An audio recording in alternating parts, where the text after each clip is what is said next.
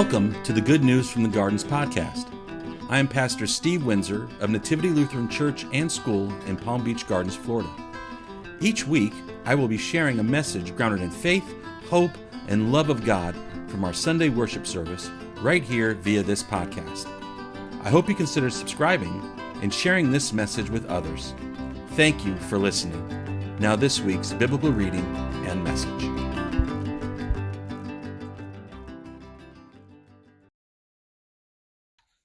This is the Holy Gospel according to St. Mark from the 12th chapter.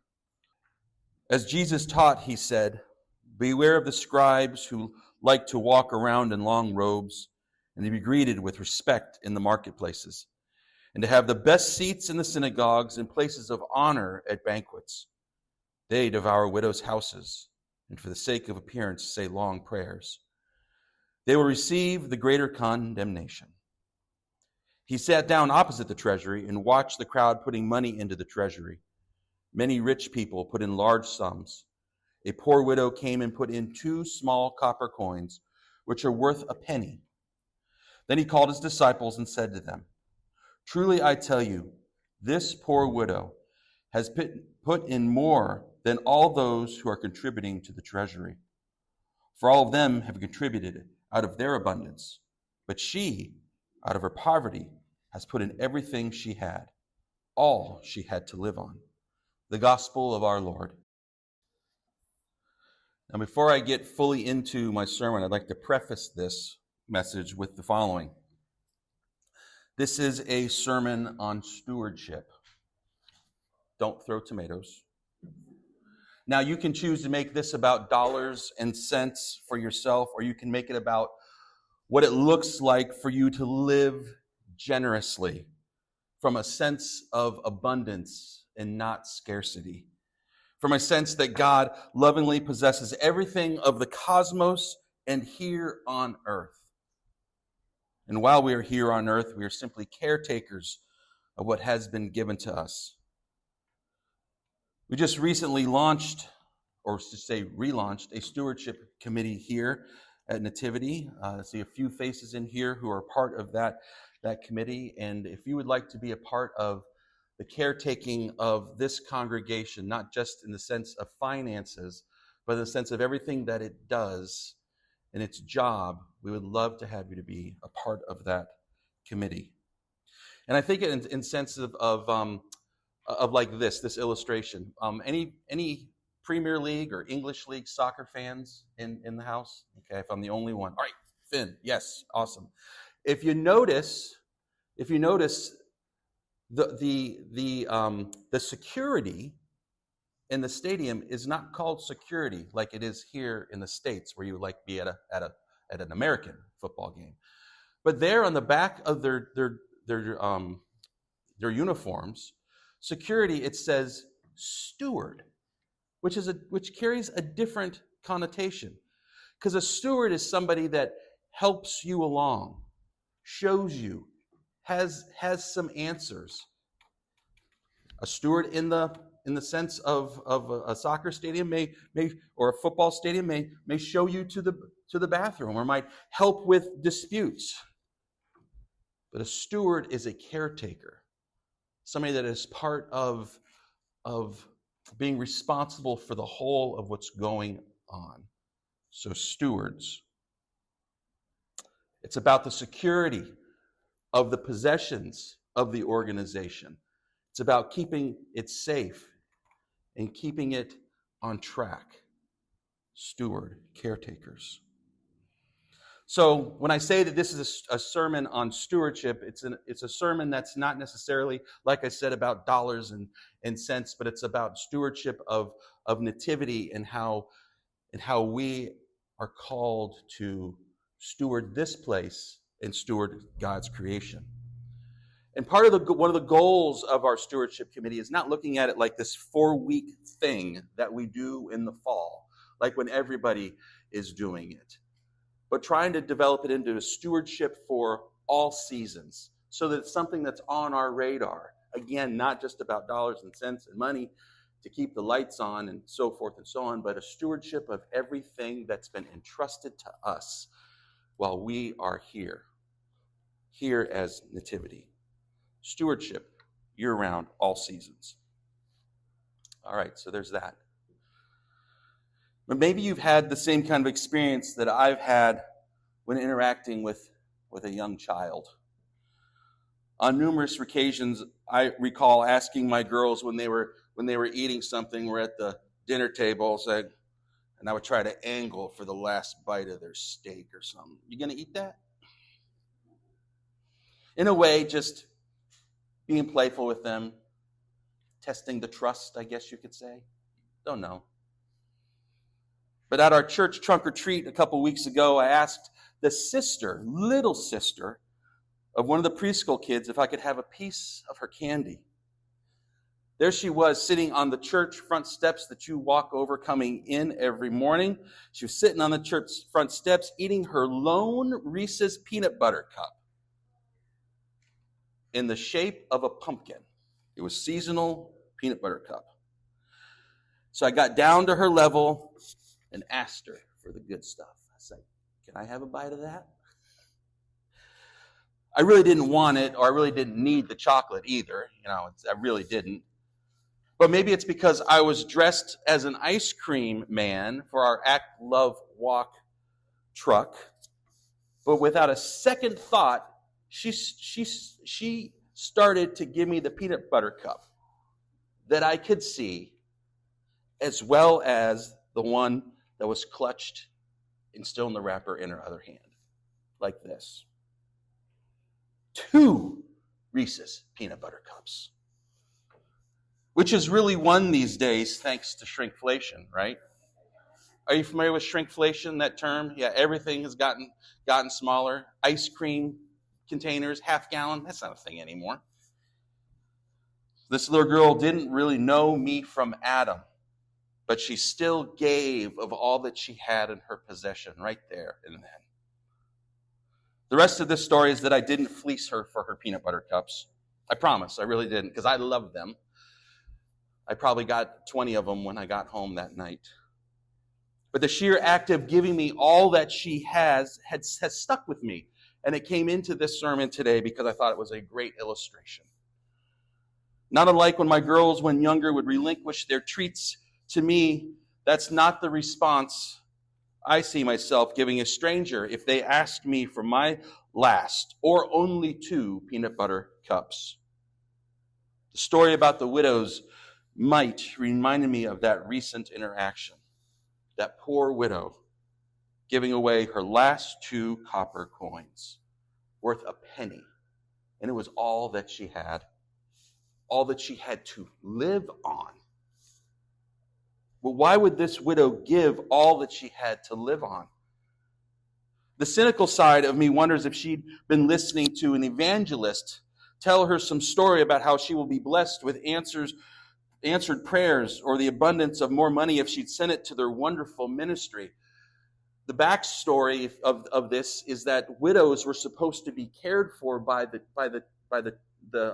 temple, and so when Jesus says that the widow's money is being devoured, there's a question of whether she was being really cared for, stewarded by that institution, the temple.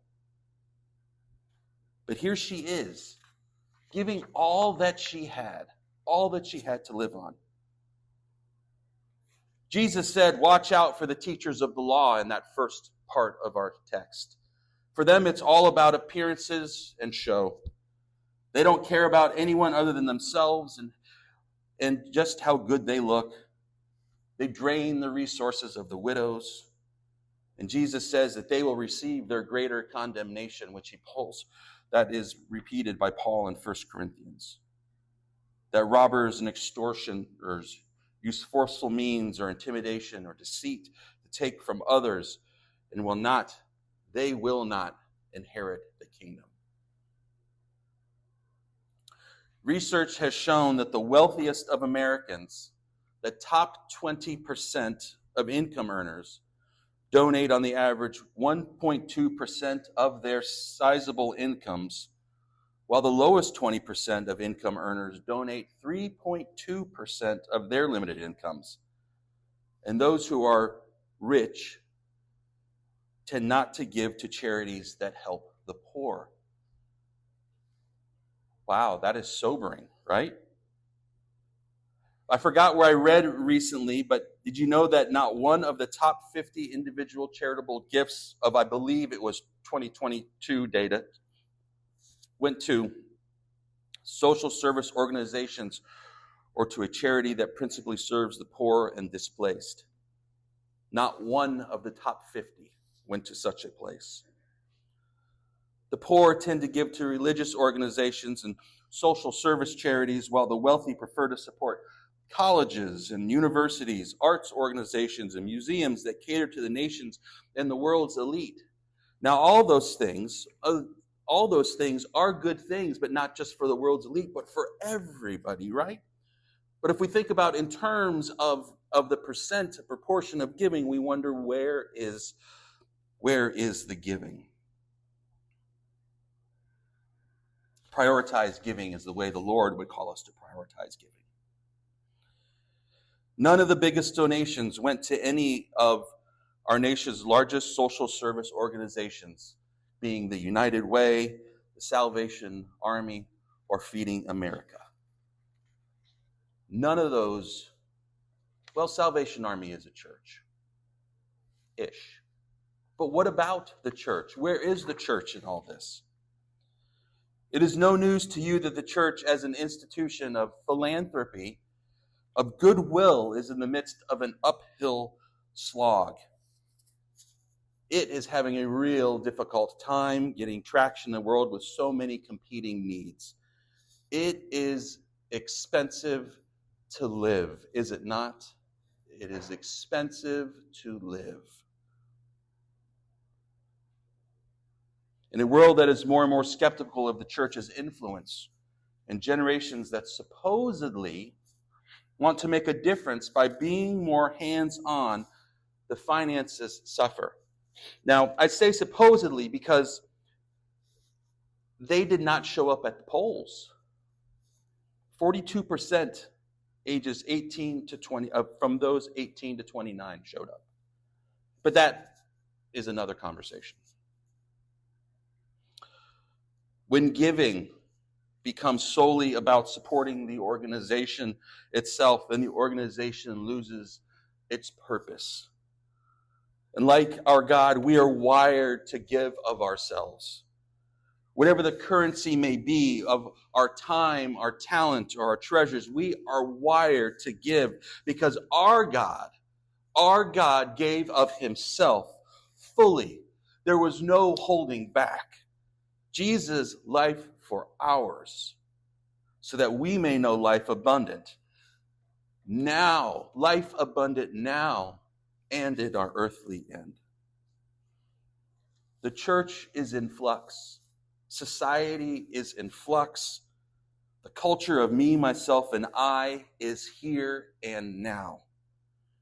And you and I, brothers and sisters, we are called to douse it. Douse that way of living. Douse that way of that ideology. Douse it with our baptismal waters that say anything but individuality. That our baptism is a mission to God's people, a mission unto ourselves, knowing that we've been claimed by God to be sent into the world, to live for others as God in Christ Jesus did for us. And let me remind you that our God did not give out of a sense of duty, like he had to, like he was contractually obligated to give of himself in Jesus, but gave out of love, period. Because God's very being needed to do so. God needed to satisfy the hurt for his son dying on the cross with love. Giving out of duty is no fun. So don't ever, whatever you do, please don't give of your time, your talent, or your treasures to this place or to any other philanthropic organization like you are making an insurance payment. Please don't give thinking that you'll get something back like special attention from the pastor or the CEOs. Give because giving comes out of you, because your God tells you it is good to give of yourself. Because when you don't give from a sense of abundance and love, then you're not giving out of compassion. You're not giving from the heart. And that's not giving. That's not giving, that's obligation. Was the widow giving money in the temple?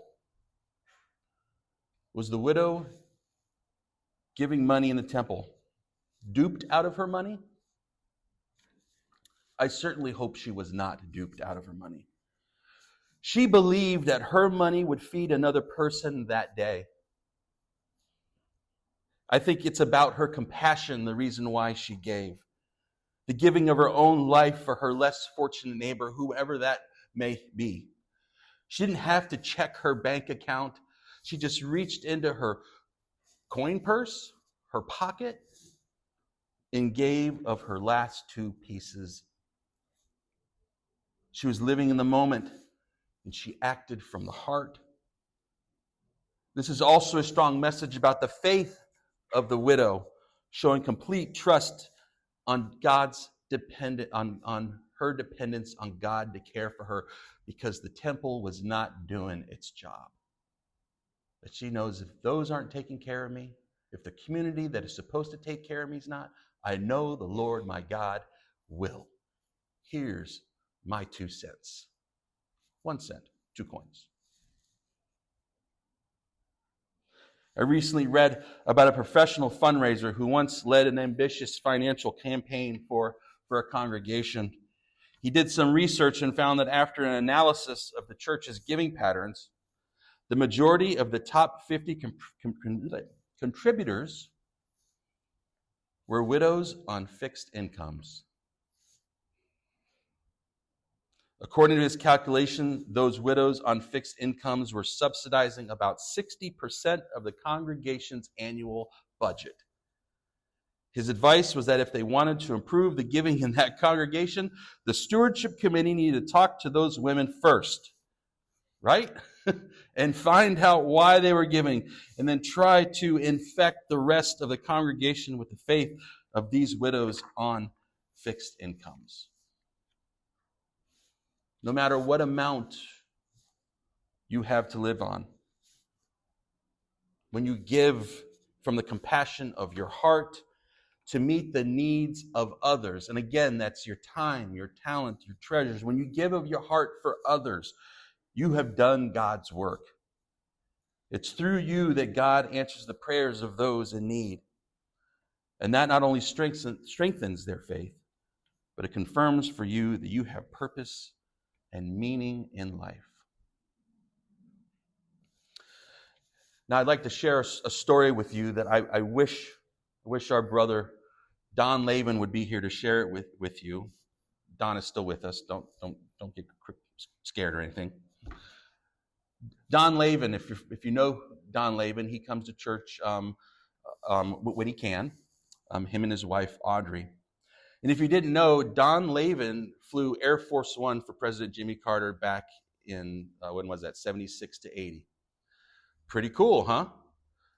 That was his job. He flew for the Joint Chiefs of Staff, and then he flew for Jimmy Carter for 4 years all over the world. Well, Don was in Air Force One. We're in LA, and they had to pick up Mother Theresa. Pretty cool, huh? So Don and Jimmy Carter and Mother Theresa and whoever else, the entourage, climbs into the plane. They get on the plane, and the first thing that they see is this magnificent spread to eat. Magnificent, Don says. It was a little bit of everything. Good eats. As the story goes, Mother Teresa looked at all that food and said something to the effect of, "We will not eat all this. Not sure we're going to eat any of this, but as soon as we get off the plane, we're going to find a place for this to be given to. So I'm not sure if they ate any of that food on that plane or if they just had to eat granola bars and cheese sticks. I don't know. But they flew all the way across country, and it was Mother Teresa's mission that abundance be given to those in need. That if they got off the plane, that this would be given to those who are really in need. Like the widow who gave generously all that she had. May we throughout our entire lives consider all that we have and what is to come, to take consistent inventory of how blessed we truly are, and be moved to live and give to the glory of God's kingdom, of making it more and more the reality of the abundance that heaven is and that God desires for it to be here on earth. Amen.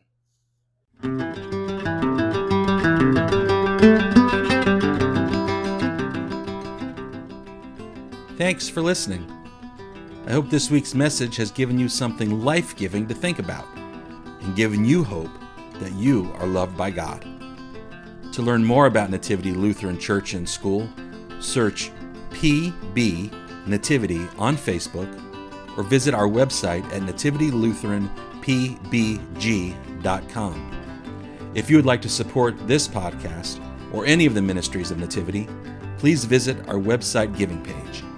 Thanks again for tuning into this week's The Good News from the Gardens podcast.